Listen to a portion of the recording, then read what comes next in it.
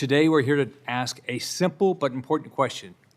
Is the FDA doing everything Congress intended it to do to quickly get safe, effective treatments to patients with rare diseases who cannot afford to wait? For more than 30 million Americans living with a rare disease, making sacrifices every day is just a part of life. But something they cannot afford to give up is time. Time means the ability to walk. Time means independence. Time means being able to speak, eat, or even recognize a loved one. And too often, time is exactly what patients lose while therapies sit in regulatory limbo. Growing up, I saw firsthand how a rare disease can affect a family. My family didn't have health insurance, and my brother had a rare hip disease. My mom had to drive 200 miles round trip just so he could get the care he needed. She made that sacrifice because care couldn't wait. My brother couldn't afford to sacrifice time. Congress has been clear. On an overwhelmingly bipartisan basis, we have given the FDA flexibility to move faster for patients with serious and life-threatening conditions. In 2016, Congress passed the 21st Century Cures Act. In that bill and other bills that followed, Congress gave direction to the FDA, encouraged the use of real-world evidence, highlighting that rare disease drug development requires adaptability and urgency. These laws were meant to help cut through bureaucratic delays and give patients access to the care and cures they so desperately need.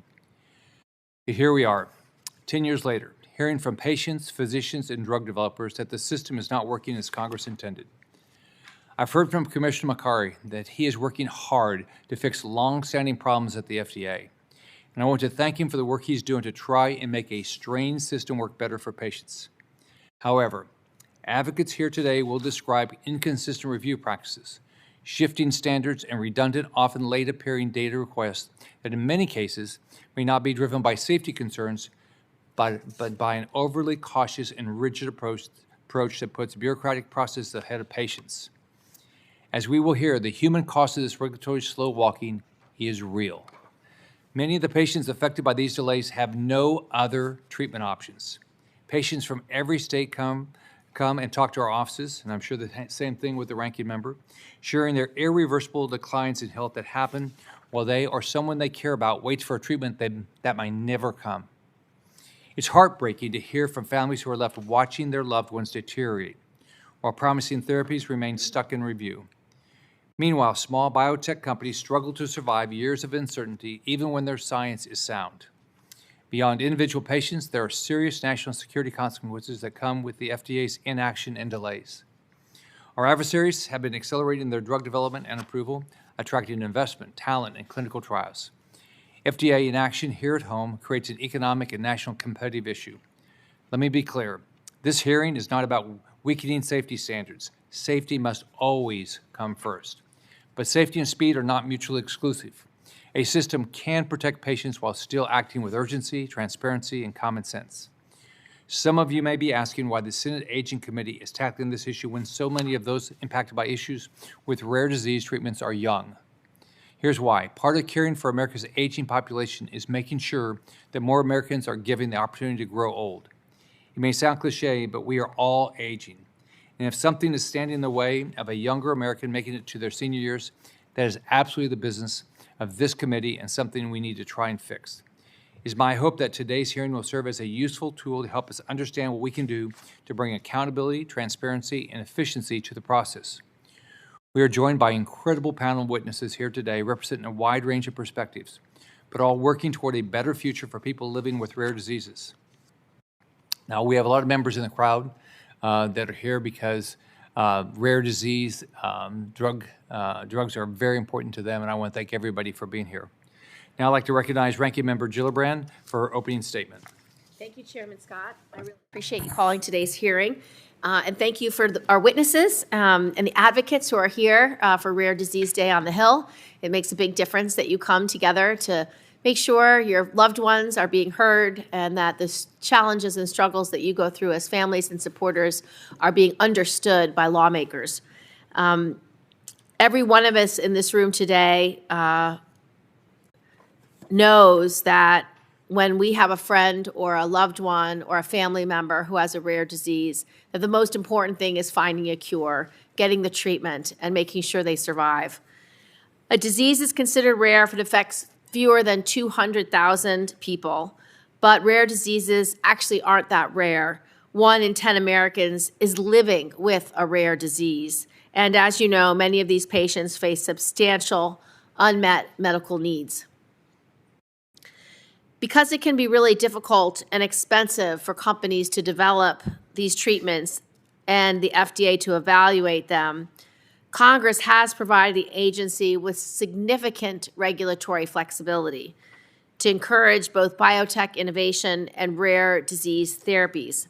These include the authorizing the accelerated approval pathway to speed up the drug review, establishing programs like the Rare Disease Endpoint Advancement Pilot to bolster novel endpoint development, and strengthening and expanding the use of patient experience data and real-world evidence in drug reviews. These mechanisms are designed to help improve access to novel treatments for our patients, and they're supposed to provide drug sponsors with a predictable and consistent approach to addressing regulatory science challenges that are unique in rare disease therapy development and review, like designing complex clinical trials, developing appropriate endpoints, and using real-world evidence. But it's not working how it should be.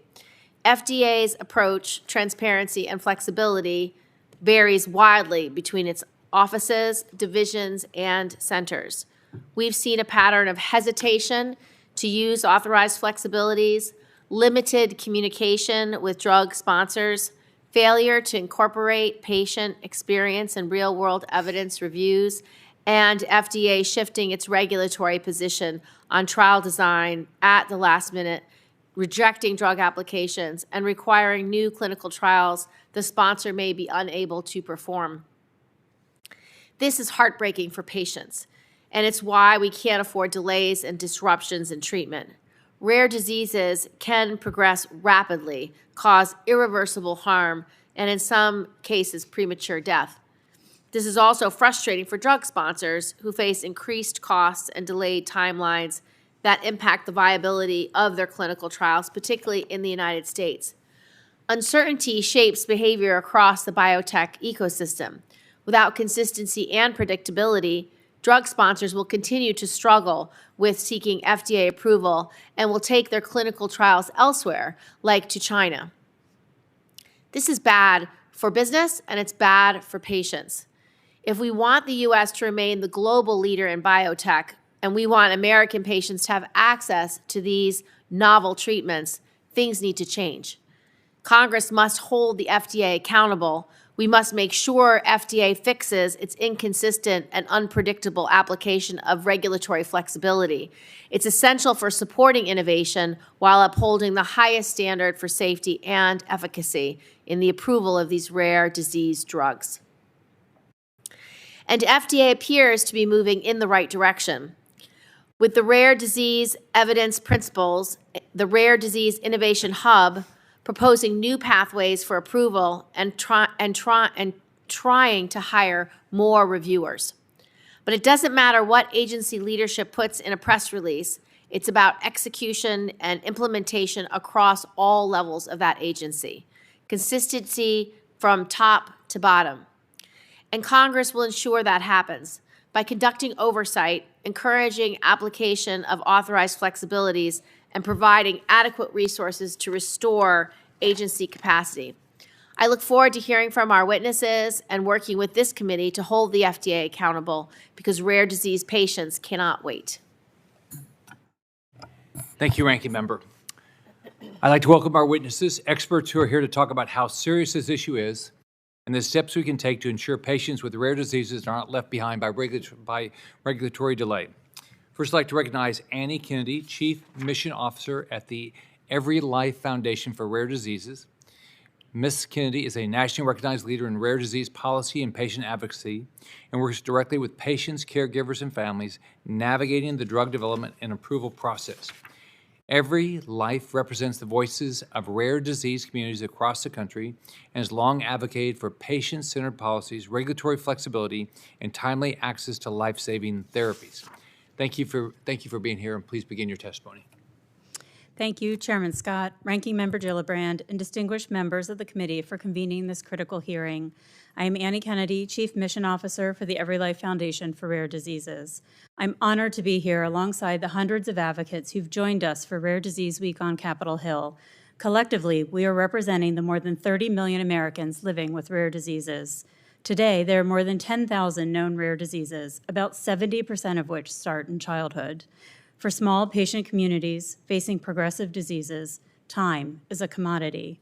Traditional large placebo-controlled trials are often neither feasible nor ethical when considering the challenges and urgency of rare disease.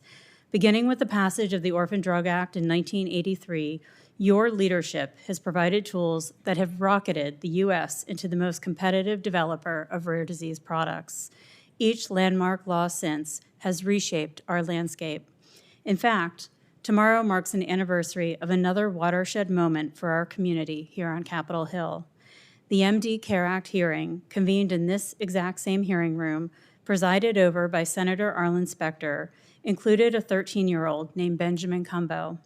25 years ago, I watched with great pride as Ben asked Congress for actions that could help cure him and his friends so that he could achieve his dreams of growing up, having a girlfriend, and serving his country. And Congress did respond.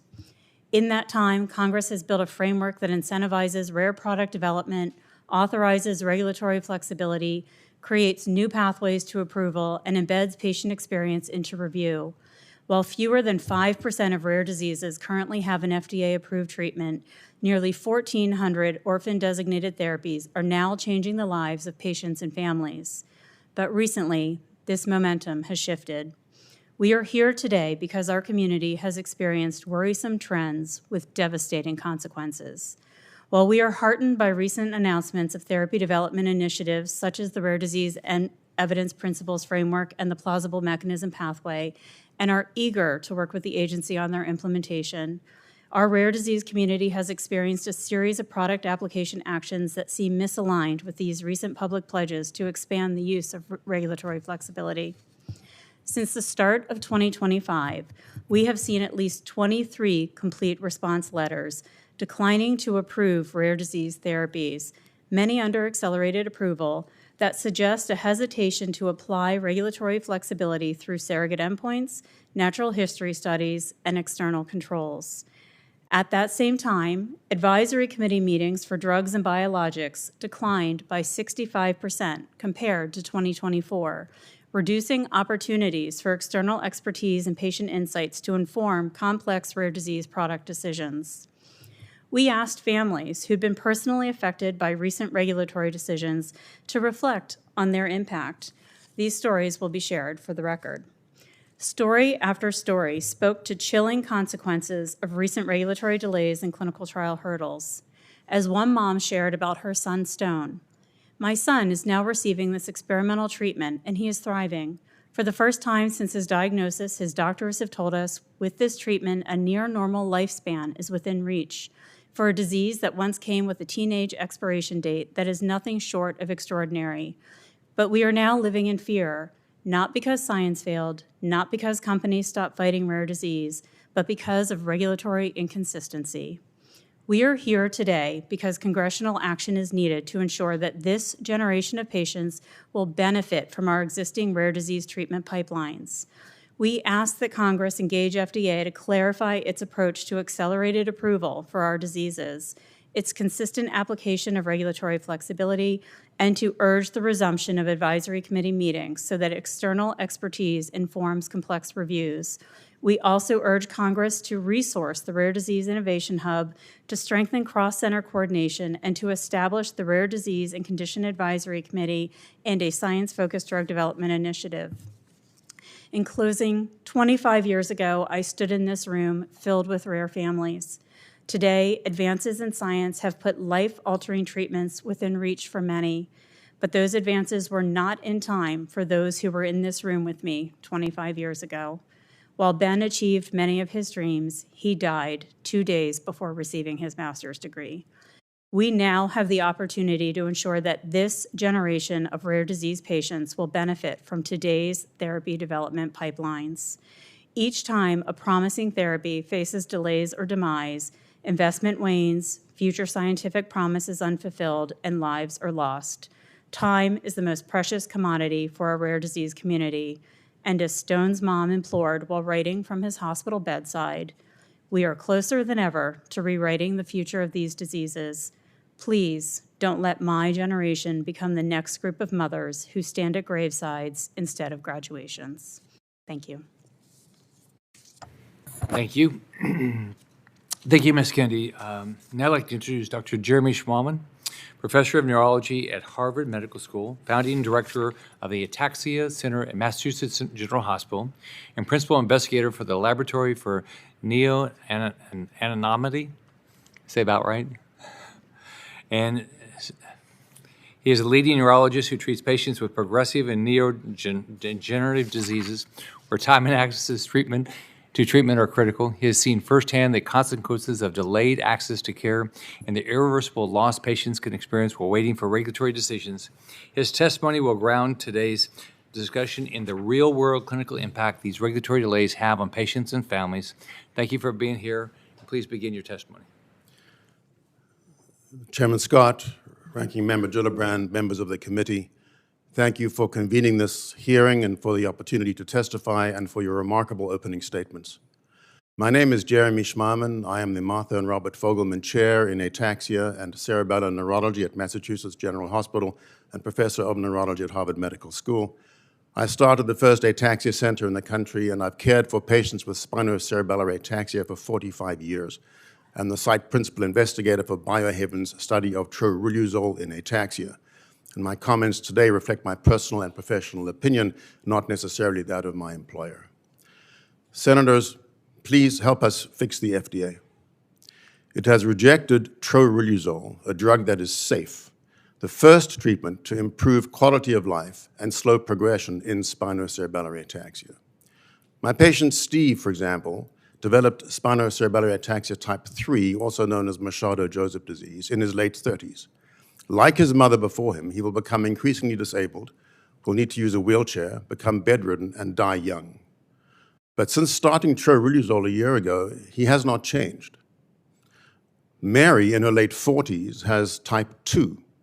After 6.5 years on troriluzole, she has not changed.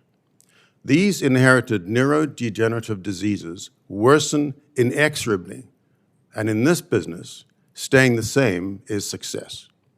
Like other rare diseases, ataxia is difficult to study, deteriorates slowly, and manifests differently even within families. There are 15,000 ataxia patients in America. Some affect hundreds of people, some just a few. Now, Congress, as you've told us, recognized these challenges and passed legislation mandating that FDA use regulatory flexibility and real-world evidence in rare diseases like ataxia. The drug riluzole, used to treat ALS for 30 years, was reported to improve ataxia. Based on this and a plausible mechanism of action in spinocerebellar ataxia, Biohaven developed troriluzole, which metabolizes into riluzole but is taken once a day with better brain penetration and fewer side effects. Early in the drug's development, ataxia patients who stopped treatment after a year of open-label therapy insisted they go back on troriluzole because they told us their condition worsened after stopping the drug. So Biohaven, to their credit, provided troriluzole to these patients and ran a 1-year double-blind placebo-controlled study. Patients with spinocerebellar ataxia type 3 improved compared to placebo. They were falling less and they had fewer injuries. So Biohaven requested approval of troriluzole for spinocerebellar ataxia type 3 based on these results. The FDA refused to review the new drug application. So Biohaven obtained FDA feedback and used a revised protocol to follow patients on drug for another 3 years, comparing them with patients in 2 natural history studies. In this real-world evidence study, troriluzole showed significant improvement across 9 pre-specified FDA endpoints, slowing disease by 50 to 70%. This is a dramatic result that was supported by patient and physician feedback. We were all shocked when FDA denied approval of this safe drug that makes people better. I wrote 6 letters to FDA leadership between 2023 and 2025, co-signed by 17 Ataxia colleagues, asking FDA to review the application again and work with Biohaven to make the drug available, if necessary, performing post-marketing studies. I never heard back. Now, 300 patients stable on troriluzole will have to come off drug, and they are distraught. I met 3 times with FDA's Center for Drug Evaluation and Research. On each occasion, they did not heed the patients or the experts or consider the science. One panel member said to me, "Why should I listen to you?" The FDA's proposed path forward is another placebo-controlled trial that will take 5 to 8 years, or a randomized withdrawal of drug from patients benefiting from it. If this happens, patients on placebo will die. I believe this to be unethical, lacking charity, mercy, or kindness. Senators, please, save our patients' lives. Use your authority to require that FDA consider real-world evidence and applies the regulatory flexibility you have legislated, and in so doing, restore transparency, integrity, and competence to the agency. Thank you. Now I'd like to recognize Ranking Member Gillibrand to introduce our next witnesses. Thank you, Mr. Chairman. I want to introduce our next witness, Bradley Campbell. Mr. Campbell is the president and CEO of Amicus Therapeutics, a biotechnology company focused on discovering and developing new medicines for people living with rare diseases. During his tenure at Amicus, he led the global commercialization of Galafold, a medication used to treat Fabry disease in adults, which was approved by the U.S. Food and Drug Administration on an accelerated basis. Mr. Campbell brings over 20 years of experience in the rare and orphan disease fields. You may begin your testimony. Thank you very much, Chairman Scott, Ranking Member Gillibrand, the rest of the senators on the committee. It's my privilege to be here today to speak to you about our experience in developing drugs for people living with rare diseases. I'm also honored to be here alongside my fellow panelists. I feel far less qualified than they to speak today, but I hope I can share some perspectives on the challenges and opportunities we have to help fix the system. I have had the privilege to work at Amicus for the last 20 years and have dedicated most of my professional career to developing new treatments for people living with rare disease. And I thought I could begin with a patient story that I think captures the spirit of the testimony here today and the conversation we're having. At a recent patient meeting, we were discussing patient experience data and how we might make endpoints for clinical trials more meaningful for patients. And during a break, a young woman with Pompe disease took me aside and said, what would be most meaningful for her is if she could breathe on her own for just 1 minute. That would make the difference between her life and her death. This is not an approvable endpoint in Pompe disease, of course, but she depends upon a mechanical ventilator to breathe. If that ventilator fails, if the battery dies, if an aid fails to clear a mucus plug, just that 60 seconds of her own breath could make the difference between her life and her death. I think that comment is a very powerful reminder to why patients and caregivers must help us design better clinical studies with real endpoints that make a difference for them. We can't ask patients to wait for years before approved treatments come when the difference between life and death can be that single breath. I think the rare disease innovation ecosystem in the United States has made enormous progress over the last 20 years, but it must now again adapt in speed, agility, and flexibility to keep the pace of innovation. One of our own development experiences at Amicus, I think, sheds light on how regulatory flexibility and working together with sponsors and regulators can make a real difference in drug development. When we were developing our medicine Galafold for Fabry disease, we learned in early studies that in some patients the drug worked and some patients it didn't. Through careful data analysis and close collaboration with the FDA and regulators around the world, we developed an assay that could identify which of the thousands of genetic variants that cause Fabry disease might best respond to the therapy, and just as importantly, which ones may not. The FDA ultimately incorporated that assay into our label and approved the first ever oral precision medicine for people living with Fabry disease. So what does that mean? That means when sponsors and regulators work together, the result was an oral treatment option that has saved thousands of patients years of biweekly infusions. We know rare diseases are biologically complex. We know they're difficult to study. As we sit here today, 95% of the more than 10,000 known rare diseases lack an FDA-approved treatment. I think that's statistics many of us are familiar with. But if you fast forward that pace of development, it will take us 150 years to only treat half of the remaining rare diseases. Small and mid-sized biotechnology companies like Amicus, Biohaven, and others are the engine of rare disease innovation. But they can only succeed if the regulatory system adapts along with unmet medical need. I think there are 3 practical areas that we can work together to improve that very system. First, we must start clinical trials faster. We know in other countries, those trials start in weeks, not months. We can reduce administrative requirements, leverage single IRBs, use AI and other digital tools to get into the clinic faster.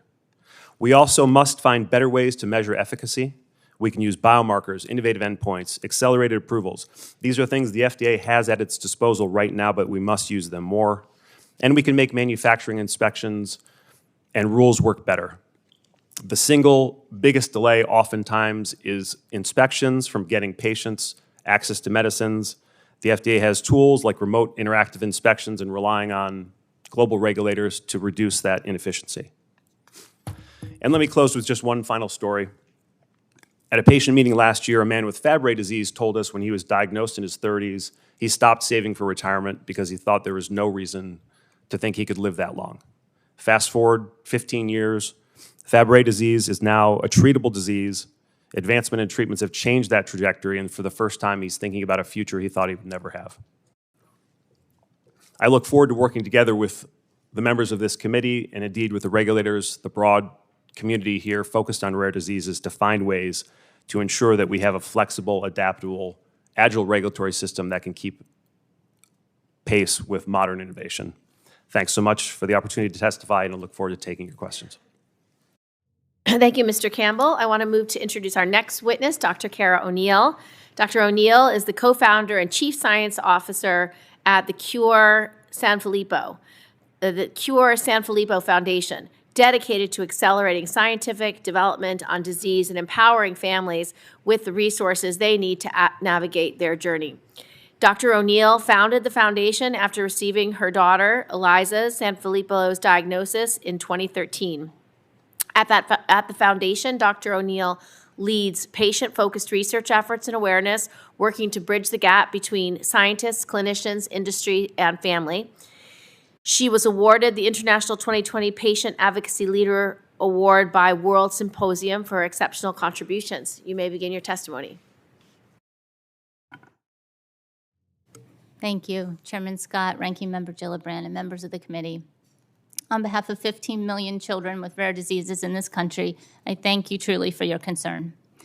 I'm Cara O'Neill, Chief Science Officer at Cure Sanfilippo Foundation, a pediatrician, and mom to Eliza, who has an ultra-rare genetic disease called Sanfilippo syndrome, or MPS III, one of many forms of childhood dementia leading to progressive, irreversible brain damage. I'd like to first acknowledge the critical public service, the FDA and its staff, who shoulder complex and heavy workloads every day. We know the pressures are significant because we feel it too. Of late, we've seen many press releases highlighting new FDA policies and programs, which encourage us to look out into the future with hope.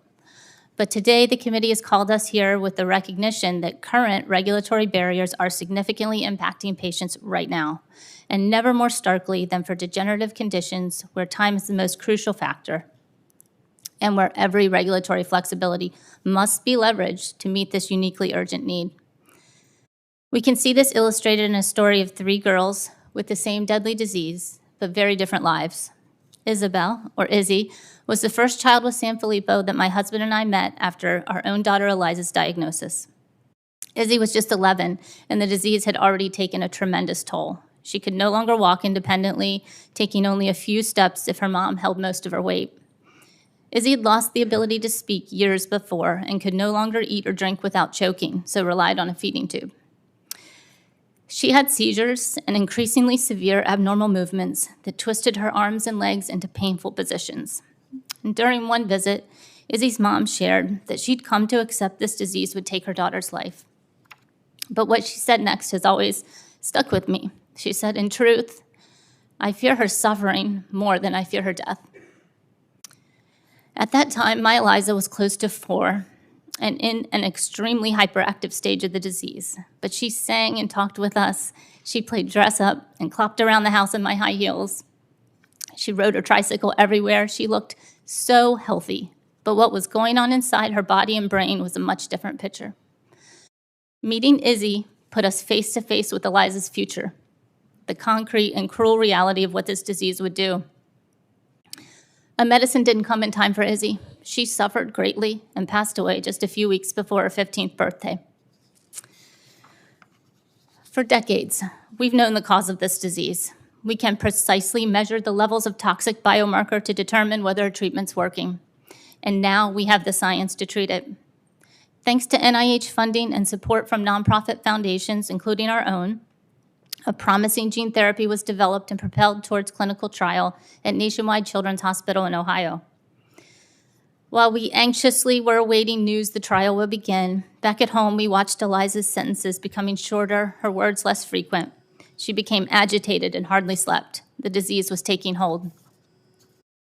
2 years later, in May 2016, the clinical trial finally began. And Eliza, then 6.5, was so very lucky to be the first child to receive that gene therapy. It was her chance at a life different from Izzy's, a chance to grow up. Now at 16, it's clear the therapy changed her life. She surpassed average life expectancy, runs on the beach, plays in the water, uses picture cards to tell us how she's feeling and what show she wants to watch on TV. She can feed herself and goes to school every day. These are simple but incredibly meaningful abilities that have a huge impact on her daily life. And children treated with higher doses earlier in life have even more remarkable outcomes. Like Caroline, who's now 10, she can read, play on a softball team, and learn to ski on her recent family vacation. But despite these breakthroughs, and nearly 10 years after the trial began, families outside the trial are still waiting for access. Why? Because last summer the drug was denied approval, not because of safety or how the children were benefiting, but for questions about manufacturing. And while this is an important issue, FDA could have used its flexibility to continue reviewing the application while addressing questions in parallel. You see, early on, trial data confirmed the drug's mechanism was more than just plausible, it was biologically effective, showing significant reduction of toxic biomarker within just 6 months after treatment in all the children. Granting accelerated approval based on this biomarker would have brought treatment access to children years earlier, preventing further brain damage and changing the lives of so many children, like Sadie, who's here today, who's still waiting. This same drug application was recently resubmitted, but FDA issued another denial asking for yet more paperwork before agreeing to review it again. Congress has given FDA the tools of flexibility it needs to accelerate approvals for these devastating diseases. But sadly, flexibility and speed are not actually what most rare disease patients are witnessing. Transformative therapies are at FDA's doorstep, and so with great respect, families are pleading for FDA to unlock the door and move with urgency so that our children can have a chance at the life they deserve. Thank you. Thank you for your testimony. Thank you, Mr. Campbell, for your testimony. Now we'll go to questions. Senator Johnson. Thank you, Mr. Chairman. And again, I have to commend you for another excellent hearing here. At the start of the hearing, I received a text from Laura McGlynn, who reminds me that 10 years to this day, as Chairman of Homeland Security, I held a hearing titled Connecting Patients to New and Potential Life-Saving Treatments. Her son, Jordan, who suffered from Duchenne muscular dystrophy, testified at that hearing, was certainly present there. 2 years later, that resulted in Right to Try, which was not easy to pass. I had to hold up the FDA user fee bill, had to water down Right to Try quite a bit to make sure that Big Pharma wouldn't sabotage it. They did sabotage it over in the House, but because of President Trump's leadership, he forced the House to pass the Senate version. Its main benefit is its name. It's very limited in its application, unfortunately. But people have the right to try.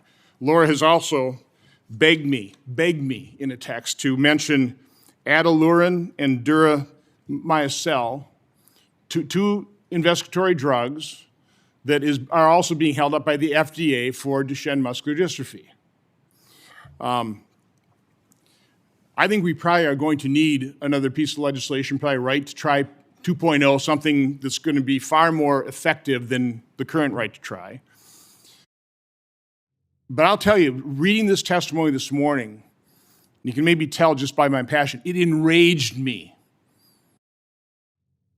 It enraged me that these families, these patients are being denied effective treatments because the regulatory roadblocks. Quick story, and again, I want to ask questions, but a quick story. After I met the Duchenne muscular dystrophy community, they went up before a panel of FDA. This was probably in 2016, 17, or 18, begging, there are about 60 Duchenne muscular patients' families, begging the FDA, please approve this investigatory drug for our children. Again, time is muscle, time is brain. And that panel, I don't know who sat on it, listened to those 60 families begging them and said no. Just like they said no, and I can't even pronounce these diseases and drugs. They say no time and time and time again. That has to change. Congress is directing the FDA, be more flexible, say yes. You know, these patients understand the risks. They ought to have the right to try. Dr. Schmahmann, am I pronouncing that right? Yes, sir. I don't want you throwing anybody under the bus because I don't want this to impact future approvals. But describe your meetings with CEDAR. I mean, to me, it's shocking to have one of those members of that panel say, why should we listen to you? Well, because you're a doctor at Harvard, you're treating patients, you're having success, you're giving them a new lease on life, and you've got bureaucrats inside these agencies saying, why the hell should we listen to you? So I want you going into greater detail, describe what those meetings are like. Thank you, Senator. We've heard a few words a few times. Heartbreaking is the experience of patients and families going through this, and the compassion that is required. I saw none of that in the 3 meetings with the FDA. The members of the panel were like talking to a brick wall. There was no engagement, no dialogue. In fact, they said as much. This is not a dialogue. This is not a collaboration. They did not seem to see the suffering of the patients, and they didn't hear the science. They were rigid and inflexible and unyielding. The FDA worked with the company initially, but then they changed their mind later. And so as the studies unfolded, everything came to a grinding halt. This drug in particular is safe. It metabolizes into a drug that's been there for 30 years in the market and is safe. Patients say it works. The doctors say it works. The study shows it works. The double-blind first study showed it worked. The real-world evidence shows it works. Patients behind me, every one of them, talking to them yesterday, say it works. This drug works. What, to paraphrase Senate, what is their problem? And my experience of the people on that panel 3 times, as a private citizen coming for the first time to the FDA, was deeply distressing. So I've already texted Dr. Tracy Beth Hogue, told her I've read your testimony. I'll be sending her your testimony. I hope she listens to this. And if I could just take a couple more minutes, Dr. O'Neill, you are obviously personally impacted by this. Can you describe any meetings you've had, similar to what we just heard? So again, the American people need to understand what these regulators are doing and not doing. Dr. O'Neill. Thank you. I will say that my interactions with regulators have been kind. So maybe a bit of a different perspective is they have listened, they have been interested, to hear what we had to say, to hear the patient perspective. And I think where we're challenged is that we don't see that translated into regulatory action. And some of the decisions that are coming out are not benefiting patients right now. So listening is great, but two-way conversation and collaboration is actually what's needed, and greater transparency in how patient experience data and patient input is actually being integrated into these decisions. So my guess is that panel with Duchenne muscular dystrophy back in 2017, whatever, probably listened very nicely to the families, but they still said, no, that's an unacceptable answer. Again, you have my commitment. I'm going to delve into this. We're going to right these wrongs. But Mr. Chairman, this is, again, an excellent hearing. We've got to follow up on this. This is just completely unacceptable. Thank you. Thank you, Senator Johnson. Senator Elsa Brooks. Thank you so much, Chair Scott, also Ranking Member Gillibrand. And I'm so grateful to be here today, joined by so many patient advocates, caregivers, family members. I've heard from many Marylanders living with rare diseases and from their families, including dozens who have visited my office this week to share their priorities and their concerns. As I underscored with the NIH director a few weeks ago, patients suffering from devastating diseases do not have time to wait for needless delays to critical cures. For Marylanders with rare diseases, delayed access is not just an inconvenience, it is a matter of life or death. For many with rare conditions, clinical trials are their last and best hope. These patients also depend on a regulatory process that is science-driven and capable of turning research into real treatment. Instead of strengthening those foundations, this administration is constantly disrupting clinical trials, slowing innovation, and undermining the pipeline to cures. Scientific integrity should always guide decision-making, and we must protect the firewall between the Food and Drug Administration and political influence. President Trump and Secretary Kennedy continue to decimate critical parts of that system. The instability they've caused ripples across families, physicians, researchers, and innovators, and patients pay the price. So, Ms. Kennedy, I'd like to ask, over the past 2 weeks, we saw a striking example of political interference at the FDA involving a seasonal mRNA flu vaccine from Moderna. The agency first declined even to review the application, then reversed course just 1 week later after a revised regulatory approach. The abrupt change raised serious concerns about transparency, predictability, and political influence in what should be a scientific process, an episode many have described as regulatory whiplash. What does that kind of volatility signal about how the FDA is functioning right now, and why does that matter for rare disease reviews that depend on regulatory consistency? So, first of all, thank you so much, Senator, for being here and for all of you being here today and for this important issue. I think first it's important to say that I'm not an expert in vaccines, and I'm here really to focus on rare disease, but I appreciate the question really asking about the trends that we're seeing and us being here really trying to follow the trends and understand what that means for rare disease. I also agree with Dr. O'Neill that we have seen real intention from career staff and staff scientists at FDA around their engagement, but what we're concerned about is, to your question, what seems to be reversals in decisions where there had been previous agreement, previous work with sponsors that was directing sponsors to move in one direction, and then regulatory decisions seem to be yielding different decisions at this point. So as I stated in my testimony, we have seen recently 23 complete response letters issued in rare diseases that are delaying access to the patient community and having devastating consequences to our community.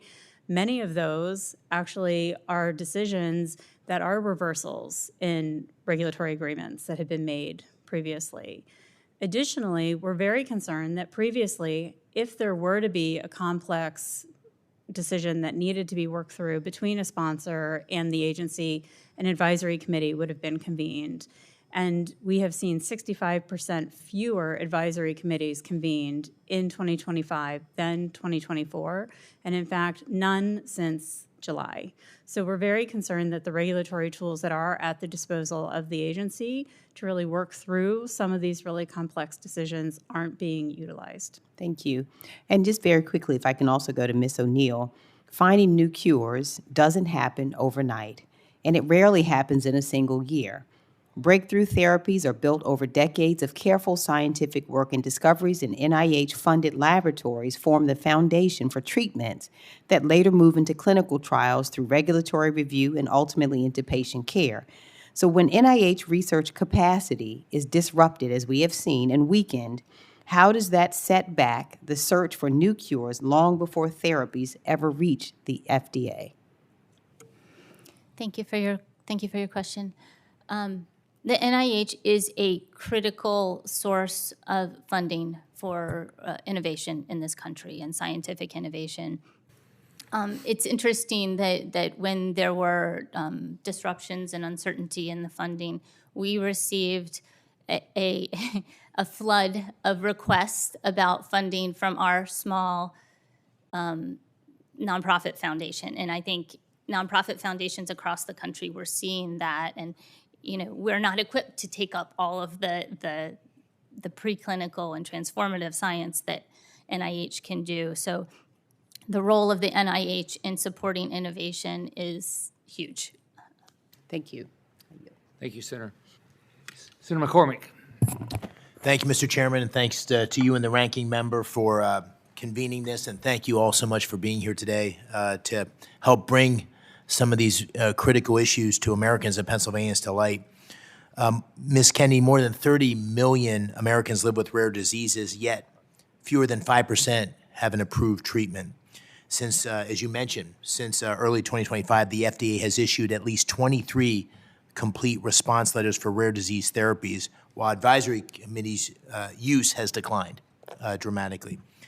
So when late-stage rare disease applications raise concerns, what alternatives to issuing a complete response letter should the FDA use, including advisory committees or structured post-approval commitments, to resolve issues without restarting the entire process? Thank you. We appreciate that question. So FDA has it at its disposal, thanks to Congress, many types of engagements between sponsors and the agency. Many of those have been made possible thanks to the user fees. And we're concerned that many of those meetings and meeting types aren't occurring, and that the CRLs are being utilized as a way to perhaps maybe even clear the docket or create delays. There could be a lot of reasons why that might be happening, but there are meeting types that have been implemented that could enable engagement to answer questions that sponsors and the agency might have. We saw actually the agency deploy this during the pandemic, the COVID pandemic, where we saw rapid, real-time resolution to a crisis in our country, and the agency was able to interact with sponsors, get questions answered in real time, and then we saw that CBER tried to operationalize that in other places and spaces.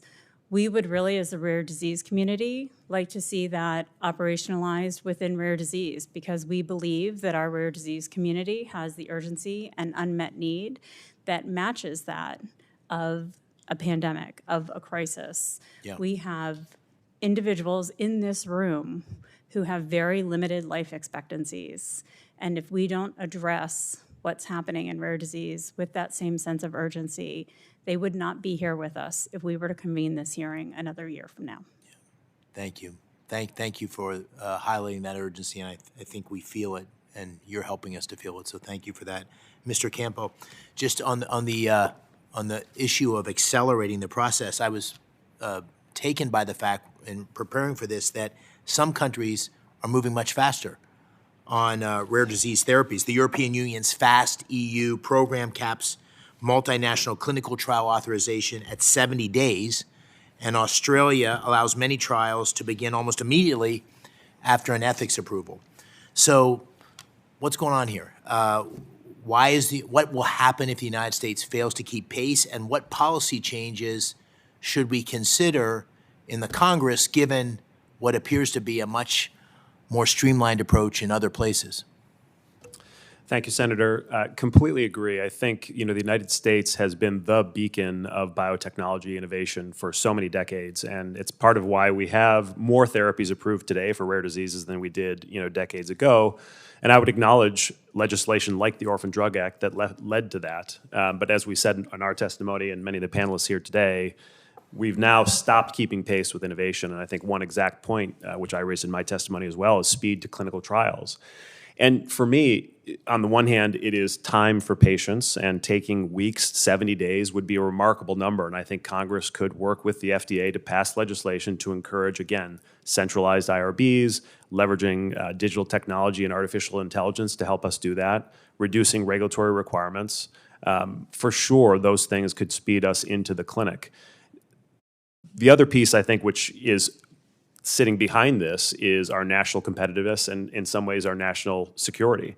And when we think about Australia, we think about Europe, collaborative nations, et cetera, there are other nations out there that perhaps we see in a different way. And from my perspective, whether you think of that as a security threat or whether you think of that as a threat to getting drugs to patients, in either case, I think Congress can take a leadership role in helping the FDA to speed through that process.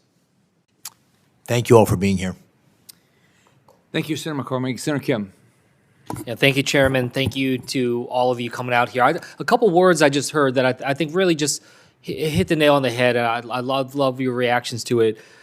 When we're talking about all the different problems that we're facing with the FDA, the bureaucracy or the workforce issues, I think the word that really hits it home is urgency. And I heard you use that. I heard you use that, Ms. Kennedy.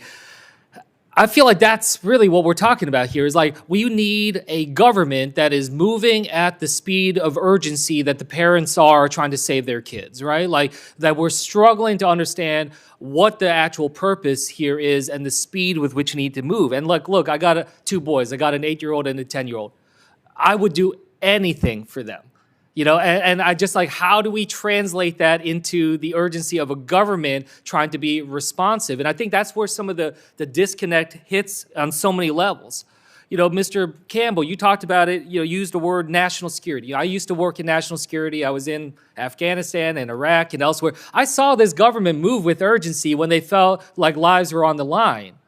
But why is it that we can't necessarily translate that to another circumstance where there are millions of lives on the line and people just don't have the time to wait for this? And so I think that that's really a purpose. How do we talk about this as a national security priority?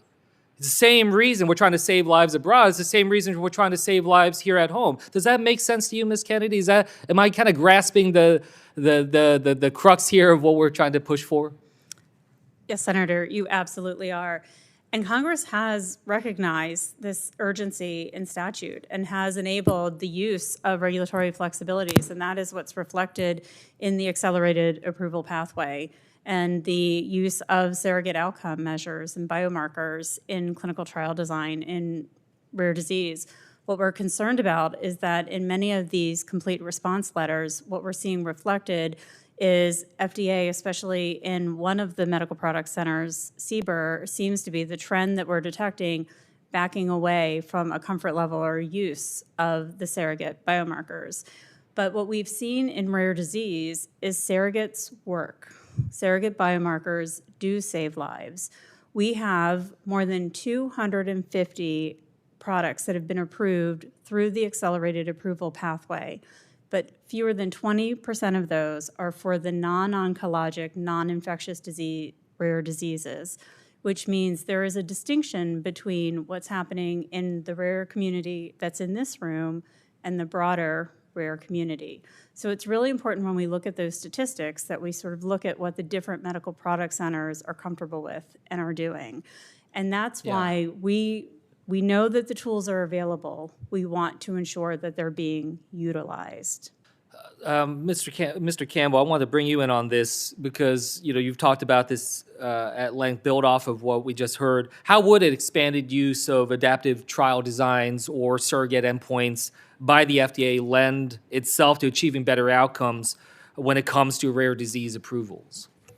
Yeah, I think the first step is just use what we have available to us, right? So if you look at oncology, I think in 2024, there are 8,000 different therapeutics in clinical trial design. That dwarfs the number in rare diseases today. And I think a large part of that is the much more welcoming use of accelerated approval and surrogate biomarkers. Our own product, Galafold, was approved on a surrogate biomarker. The competitor product, also Fabrazyme, was approved on a surrogate biomarker, and these things work. I get it. Rare diseases are biologically complex. It's very difficult to understand how long it's going to take. You can't do randomized control studies in the same way you can with broader disease populations. But when it's done right, as in the case of Fabrazyme, 10 years later, after using real-world evidence and a registry, they were able to confirm the original surrogate endpoint, and now it's a fully approved product. So for me, the tools are all there. It's really more, as we've discussed, consistency and using the tools that exist. If we were to, please go ahead. I just want to jump in here at the end. I mean, the urgency on the trials and moving up forward on the approvals, but Mr. Campbell, I also want to raise another issue, which is just how long it often takes to build manufacturing facilities here in the United States, the level of slowness with the inspections themselves. So I want that urgency on the manufacturing side as well. What can you be showing us about the decision makings that manufacturers are going through, especially in terms of being able to build this and manufacture this here in America? Here at home. Thank you so much for the opportunity to address that. So just by background, Amicus, we work with external manufacturers. As a small cap company, we don't have the capital to build our own manufacturing facilities, and we certainly don't have an environment to be able to do that. So we work outside the United States. It takes 3 to 5 years to build a state-of-the-art manufacturing facility for protein therapeutics. It takes another 1 to 2 years then to get that facility inspected. So you're talking 5 to 7 years from we want to do this to when it actually has medicine coming off the line for patients. So in my mind, it's mutually beneficial to all of us. So create incentives, and they don't have to be financial incentives. Help with permitting, help with inspections, give priority to inspections for homegrown manufacturing facilities. Create an environment that's actually supportive of bringing manufacturing at home versus using, which is what we've seen over the last couple of years, more sticks to try to prevent, probably a more qualified person to speak to this, speaking in background. But so let's use incentives instead of sticks to encourage that, because I think the United States ecosystem, the patients, all benefit from doing that. Yeah, Mr. Chair, we've talked at length here in this committee about the benefits on so many levels of having that manufacturing here in America, the speed with which we can move, the capabilities. These are some very concrete things that I hope we can follow up on and really come up with a game plan here, because it's just, honestly, it's just pathetic that we're just not able to do this with a greater level of speed, given the skills and the talent and the resources of our country. We can and should be doing better. So thank you for holding this hearing today. Thank you, Senator Kim. Senator Johnson, do you have some more questions? Yeah, thank you, Mr. Chairman. So, I think the elephant in the room here is, so we've got the laws in place. There maybe could be beefed up. But I think it's a personnel issue, right? I fear that not even necessarily the heads of the agencies, but possibly bureaucrats that have been there for decades, for whatever reason, they don't like a particular drug, and so they are able to sabotage it. My question, how can we overcome the inconsistency from one bureaucrat to the next bureaucrat, changing administrations, or to quite honestly, a particular bureaucrat that's been in there for decades that just keeps blocking things? I mean, how do you get to the personnel issue? And I'll start with you, Ms. Kennedy. So I think my experience differs from some on this panel in that we have seen great examples of models where we've had public meetings and public workshops where FDA has come together with the patient community, which I think is an incredibly important mechanism to have meetings where we can have regulatory agreement around the use of certain innovative models in clinical trial design, surrogate endpoints, natural history studies as a control arm that have then allowed those programs to move forward. I pointed out in a meeting like that, a panel for Duchenne muscular dystrophy, 50 to 60 families, and they still said no. So I love that reference. What you may not know, you probably don't know, is prior to being with the EveryLife Foundation, I was with the Duchenne community, and so that may have been an advisory Were you committee in meeting. that? Were you in Yes, that meeting? I was. Well, it depends what meeting you're referring to. If it was an AdCom, an advisory committee meeting, that advisory committee did vote no. But then the agency brought that internally and then overruled overruled that. But that's a perfect example of the agency still has the authority to make the decision because they heard from the community. And what we're concerned about right now is that the agency isn't engaging with the patient community. So, Dr. Neal, in your testimony, you talked about you got your CO, the complete response letter. I mean, perfect bureaucratic type of, in other words, the no letter, right? And you got the no letter, not necessarily because of safety or lack of efficacy, it's because there's something in the manufacturing process, which again, I'm a manufacturer, I understand that, but can you explain that? It seems like a pretty weak excuse where you could, well, fix the manufacturing process so this drug can be made available. Just talk about that. Thank you. Yeah, I am not an expert on gene therapy manufacturing, so I will say that. However, the sponsor was very transparent in reviewing the full CRL with our community so that we could understand truly what the concerns were. Many of them were noted to be things like a crack on the floor, not in the manufacturing area, or a tarp that was out back, or things that really are unrelated to our children. Trust me, I've been through audits. I supplied packaging material for medical devices. You can find an excuse to, write something up, pretty flimsy excuses. And again, that's my concern. Dr. Schmahmann, in your case, it was based on real world evidence. It seems like the real world evidence was completely in favor of allowing patients access to this drug. Talk a little bit about why you got a CLR, a no letter. Thank you, Senator. One of the thoughts that came to me as we were going through this whole process and hearing what happened to Sanfilippo with the crack in the floor in the factory is that this is a policy of death by technicality. These little tiny glitches that the FDA is producing land up not approving drugs, and patients die as a consequence. I'm glad to hear that there are people in the FDA who are doing what Congress requires them to do, but that speaks to the unpredictability and the erratic nature of the responses and the performance of the people in the FDA. There are many ways to go forwards to use clinical trials and then use the new technology to bring treatments to patients faster that are safe and make a difference. Science advances. The regulation is keeping up with the new advances, but it seems like the FDA is having trouble with that. So the FDA must keep pace with the updates in science, using the biomarkers, your serum or imaging, using digital markers, using patient-reported outcomes. I developed a patient-reported outcome measure for ataxia, understanding what patients are saying. The key issue here is that the real experts are the patients. The patients are the experts by experience. The patients are our research collaborators. We are all patients. Every one of us has something. We're all patients. It may not be a rare disease, but it applies to us. We're talking about us, whether it's a rare disease or not. And so the approach that can be taken, including what was started at our institution, I think called a platform trial, where you can have one small group of controls and a number of other patient cohorts trying different drugs. There are innovations both in the clinical trial design and the biomarker space, but this is where we need to move, and the urgency is exactly what Senator Kim was talking about.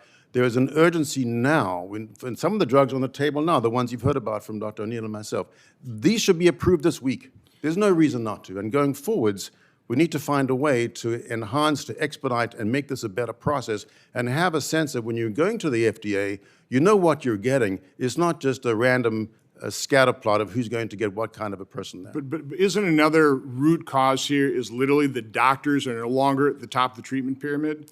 They've been replaced by regulators. I mean, you talk patients are number one, but doctors are the ones that are most knowledgeable in this equation, and you're shutting off to the side.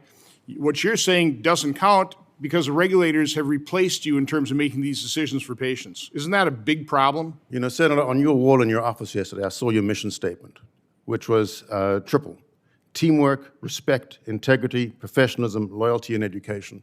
The FDA is not doing that. It's the opposite. Communication, dialogue, teamwork between the physicians, the patients, the pharma who make the drug, the regulators, that's a two-way street. It's a dialogue. In medicine, when we do rounds in the morning on our patients in the hospital, there's a discussion. The physician's there, the residents are there, the nurse practitioner, the physical therapist, the patient and the family. It's a conversation, a discussion. This is not what we're hearing from across the board, and certainly from the other rare diseases. And we're here, it's a few of us. Turns out there are 30 million people behind us, as you said. And so what we're bringing to you is the plea to make the FDA what it was supposed to be, which is what you regulated, and allow us to work in a collaborative manner across the board, not with this kind of hit or miss approach as to who you're going to get on a committee. You're looking for accountability, and in fact, the leadership of the FDA is their responsibility to hold the feet to the fire of the people under that person's leadership, not just to say good things, but to actually make them happen and bring new drugs to the American population, including us, our patients, my patients, that are safe and effective. Well, again, thank you, Mr. Chairman. I think this is excellent hearing, excellent testimony. Both you and the ranking member, you pretty well diagnosed the problem here. I mean, in your opening statements, you laid out the problems. This is eminently fixable, and we have to fix it. So again, I'm committed to working with you to do so. But thank you for this hearing. Thank you.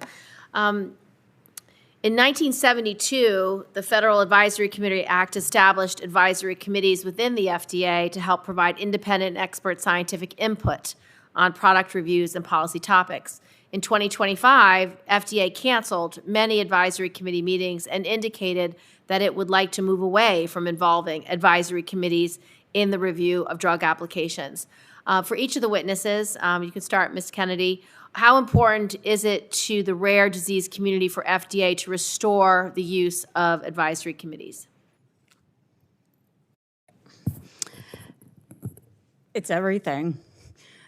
We yesterday had one of our communities showcase in front of close to 800 members of the rare disease community how an advisory committee meeting helped inform a key regulatory decision for the Barr syndrome community by showing how an open public hearing enabled members of that community illuminate the nuance of a very complex regulatory decision in a very complicated regulatory review.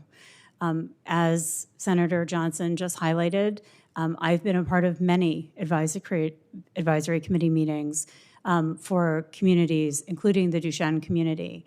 And advisory committees don't always vote yes. That's not the point. But the point is for external experts, including clinicians, including those with statistical expertise and manufacturing expertise that are not always internal to the agency, to be brought to bear on regulatory decisions, because we realize that with 10,000 rare diseases, it is not possible for FDA to always have all of that expertise internal.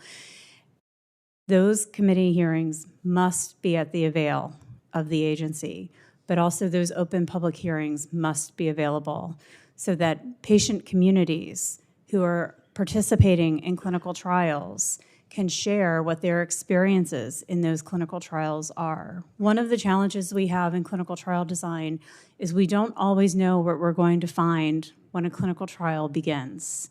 We design a clinical trial hoping that we are going to be able to select the best outcome measures. But sometimes patient communities who participate in those trials experience other benefits. And those hearings enable us to hear from patients about what other outcomes were achieved so that we can make the best decisions possible for the patient community around safety and efficacy. Eliminating those hearings eliminates the chance for FDA to make the decisions that are in the best interests of the patient communities possible. And Dr. Schmahmann, and Dr. O'Neill, congressional actions have advanced how patient experience data is included in the development and evaluation of rare disease therapies. What is the importance of the patient voice in this regulatory process, and what more is needed to ensure FDA includes this information in its decision-making? I agree that it is critical, Senator. I think that there's a deeper problem. If you don't listen to somebody else's advice in a complex story, That is the opposite of humility. It is a denial of the patient's humanity. And it's sort of hubris. You don't want to hear what the patients have to say? Who are you? And that's the problem. This is all about the patients. To deny the patient voice in drug development and in drug design, and I agree completely with Ms. Kennedy here, that determining the end point when you start is fine if the disease is well known in the millions of people. But in our case, for example, the spinocerebellar ataxias, the first clinical trials that Biohaven did in the 2016s, we didn't know what would change. We had to take a guess, and I worked with them in devising the scale, devising the trial. The patients then told us, you know what, I'm falling less, I'm not as fatigued, and my speech is better. So that was a different outcome we didn't understand at the beginning. That is the epitome of regulatory flexibility. And there's a rule in medicine. Listen to the patient, they're telling you the answer. And the second piece is, ignore the patients at your peril. What we have here is denying of the patient's story. It is the peril not of us, but of the patient, because now the drugs are not being approved. And I think you've hit the nail on the head here. If you're ignoring the patient, then why are you getting up in the morning and coming to do the work that you do with the FDA? Well said. Dr. O'Neill? Thank you. You know, obviously you've heard that patients are not outside of the drug development process. They are critical to it. And advisory committees, as Annie had mentioned, are an important place where we can have that scientific dialogue and hear from patients. And their experience is also science. It is human science. But the interaction needs to come way before that, because by the time we get to an advisory board, tens of millions of dollars have been spent, maybe a decade has gone by, we have not treated potentially that many patients who needed treatment. So having a true collaborative dialogue early in the process is essential and an opportunity that needs to be acted upon within the FDA. I think one other thing that we're understanding is key insights around risk tolerance. We also want safe medicines, but we also want the opportunity to save our children, because those answers about a clinical trial come way down the road. And as Mr. Campbell explained, real-world evidence, post-marketing disease monitoring programs, this is where we need to be really focusing on these innovative ways, maybe not so innovative, honestly, anymore, but more frequently used and supported ways to provide that longer-term evidence to support accelerated approval. Mr. Campbell, did you want to add? For sure. I think what we keep coming back to, and I think you hear the theme, is you have all the tools in place. You have the advisory committees, you have accelerated approval pathways, and I think the frustration is when they're deployed inconsistently and without clarity from the sponsors and from the patient community and from the physicians in terms of how you ended up, meeting the expectation, but then not coming to a positive resolution. There's one other piece that we haven't talked about, if I could just introduce that, which is the Rare Disease Innovation Hub. So if we want to talk about things that Congress could proactively do, we have a tool that's modeled after what was very successful in oncology, the Center of Excellence. But my observation would be is it's underfunded and probably underempowered to do what it needs to do. So when we think about advisory committees, when we think about staffing at the FDA, when we think about consistency between reviewers, Congress could directly fund the Rare Disease Innovation Hub in a meaningful way that would allow us to train rare disease experts that could sit across review teams, across review divisions, and bring some of that consistency, that humanity, that humility, but that expertise that perhaps each of the individual teams or the new reviewer on the team doesn't quite have. So again, I think we have a lot of the tools that we need. We just need to encourage the FDA to use them in the right way. And that's one example we haven't talked about here today, where Congress could fund that directly and allow the FDA to make it a much more valuable tool for. Thank you. Thank you, Mr. Chairman. When you hear the testimony, I think all of us internalize it. I've got 6 grandsons and a granddaughter, and thank God they don't. Everybody's got problems, right? But they don't have a rare disease that's going to shorten their life. And so, I can't imagine what a family's going through when they have a family member that has something and then they believe there's a possibility that something could change their life and it doesn't happen. I would be pretty frustrated. So, and I'd be pretty more than that. So, Ms. Kennedy, it's important for people to come to Congress and talk about their concerns with regard to the drug approval process.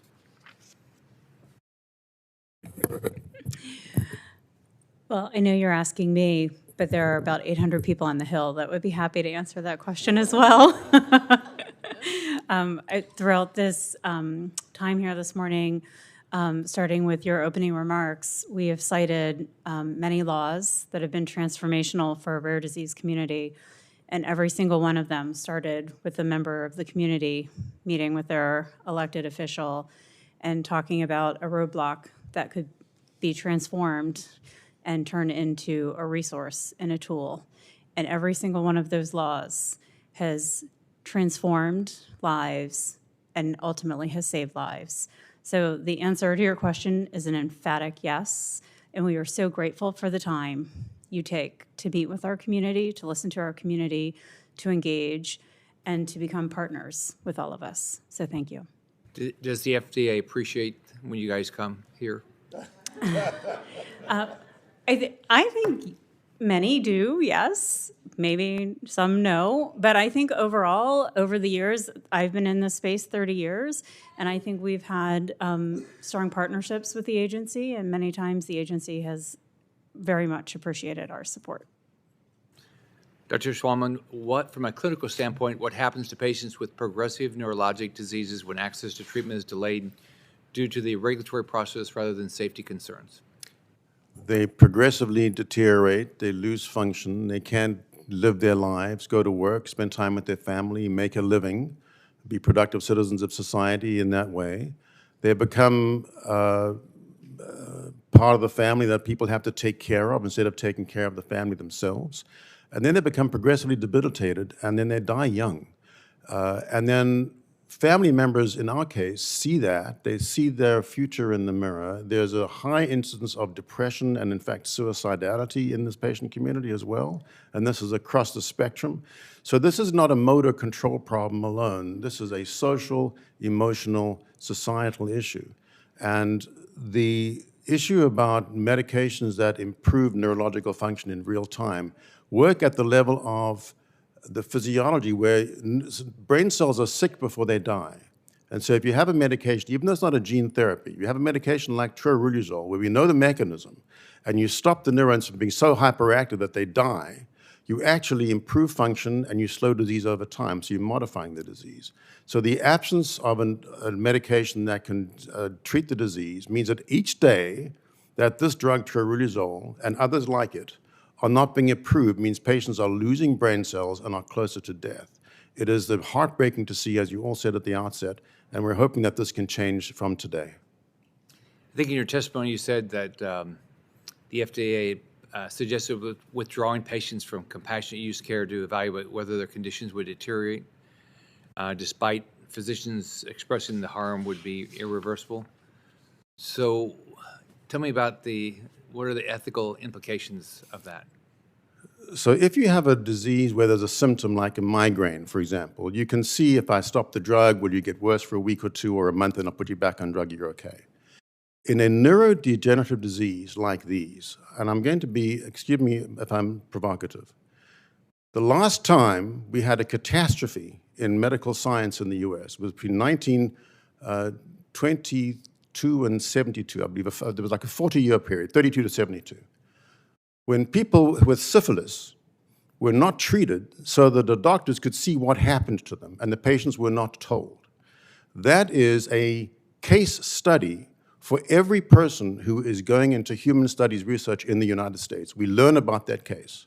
You cannot treat patients like guinea pigs. You have to have them on your story as part of the research collaborator, experts by experience. If we have a drug, as we do here, that is firstly safe and that bends the arc of the disease, and you want patients to come off that drug so you can see if they worsen, in other words, if their brain cells are dying under your care, that is a poster child. It's Tuskegee version 2. and it is entirely unacceptable. I reject it outright. They should not have recommended that, and whoever did, I would suggest they take updated education sessions on clinical trials and on human studies research. It is not okay, Senator. I can't imagine doing that.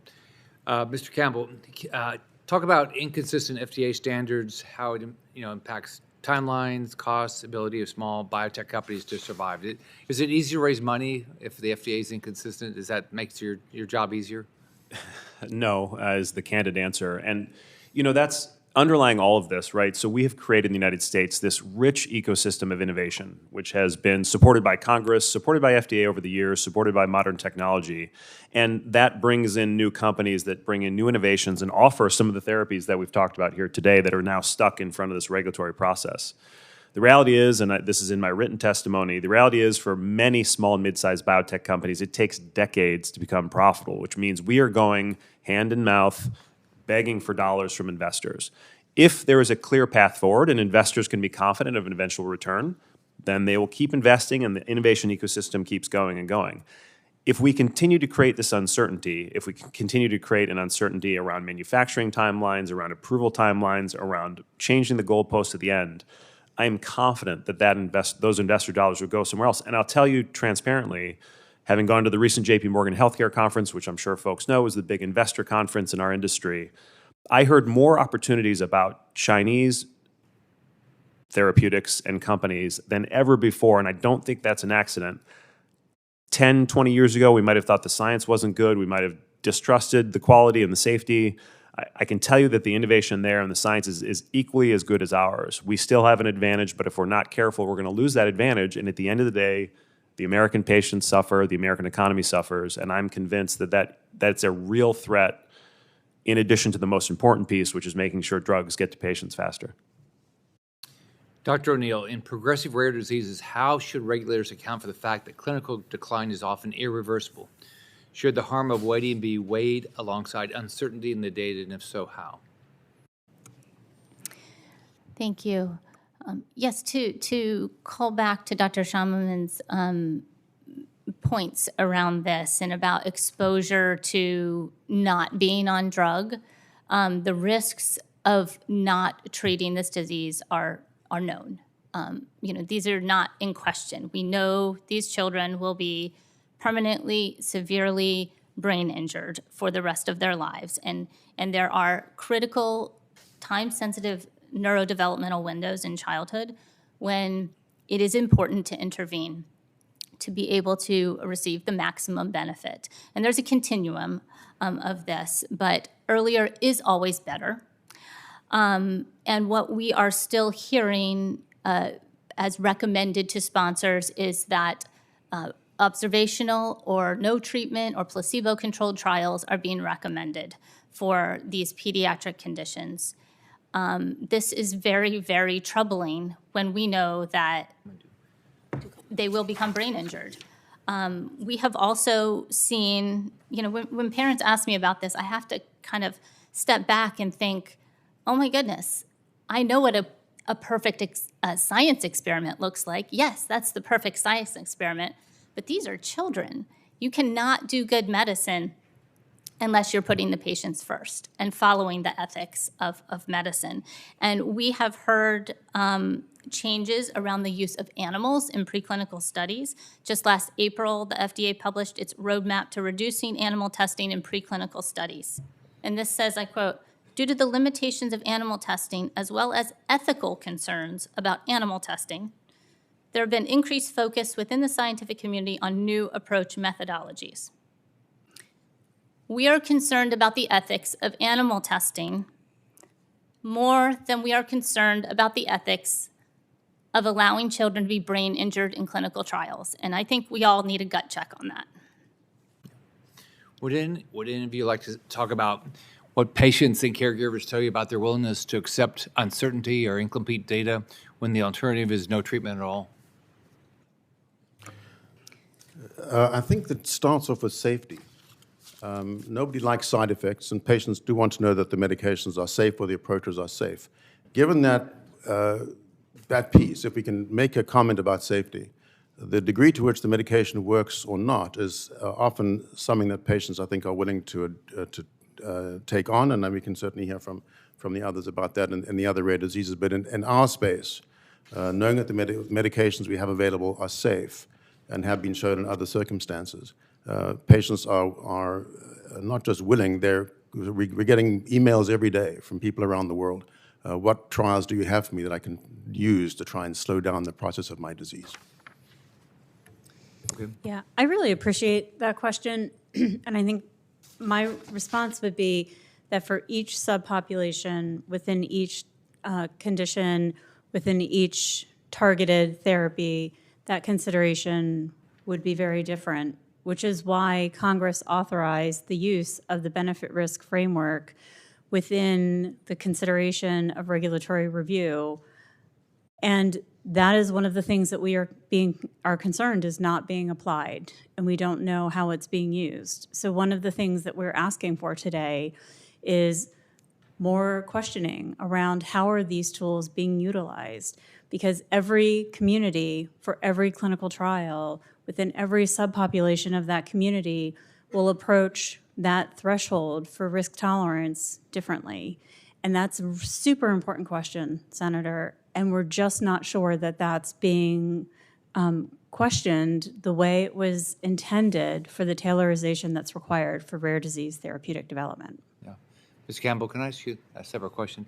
How important is transparency from the FDA in maintaining trust with rare disease communities? And what happens when explanations for delay are unclear or incomplete? You know, I feel like as sponsors, manufacturers, we have a great duty to our patients. And I think one of the senators asked me why I'm in this business. And I'll tell you, it's for the patients. But when you have a chance to develop a therapy for people living with a rare disease, it sort of gets in your blood. But you also, then you bear a great responsibility. And I feel like sponsors are at the front lines in front of the agency trying our best to get those drugs over the finish line. And if we fail to do that for any reason, we owe it to the patients, to the community, to the caregivers to give them an explanation.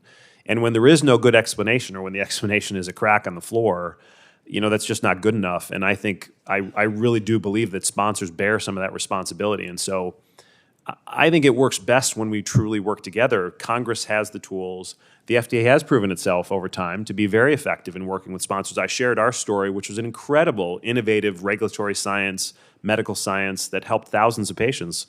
But if you don't have that transparency and if you don't have that consistency, then we all lose. And I really believe that we're at the center of that. And it pains me to hear these stories. We're not in that position today as Amicus, but we owe a responsibility to these people who are giving their lives to participate in clinical studies, who have so much hope. We owe them clarity, and we all do, everybody who's involved in that, including the regulators. Ranking Member Gillibrand, do you want to say anything before we close? I would like the audience members who have pictures of their loved ones to stand, please, so we can see their loved ones. Thank you for coming to represent them.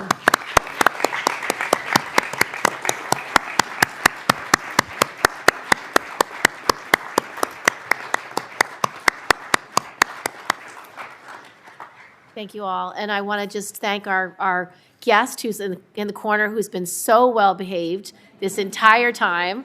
And I'm very proud of her for being such a good girl. Just thank you all for being here today. This has been an extremely powerful hearing.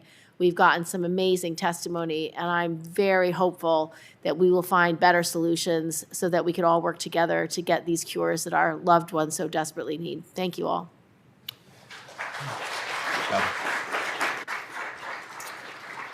So I want to thank everybody for being here. I want to thank the ranking members for this. We've been doing this for a little over a year, and we've been able to do a lot of things together. So what we heard today was not abstract policy theory. We heard from Mr. Campbell that 95% of rare diseases still have no approved treatment. And at the current pace, it could take more than a century to meaningfully close that gap. We heard from Dr. Schmahmann about a multi-year data set. supported by real-world evidence and natural history comparisons, showing meaningful showing of disease progression, yet still unable to clear the regulatory bar. We heard from Ms. Kennedy that at least 23 rare disease therapies received complete response letters in the past year, even as advisory committees meetings decline, raising concern about whether the flexibility Congress authorized is being applied consistently. Reminded that for some patients, success is not an abstract endpoint, but the ability to hold one breath long enough to survive another moment. I recently spoke with Commissioner Makary. It was clear that the FDA's framework was built for common diseases, not rare ones. It is implementing reforms like the plausible mechanism pathway, greater flexibility for gene therapies, and strengthening the Rare Disease Innovation Hub. We look forward to working with him to ensure those changes are applied consistently and urgently for patients. He inherited a broken system, and the FDA cannot be fixed overnight.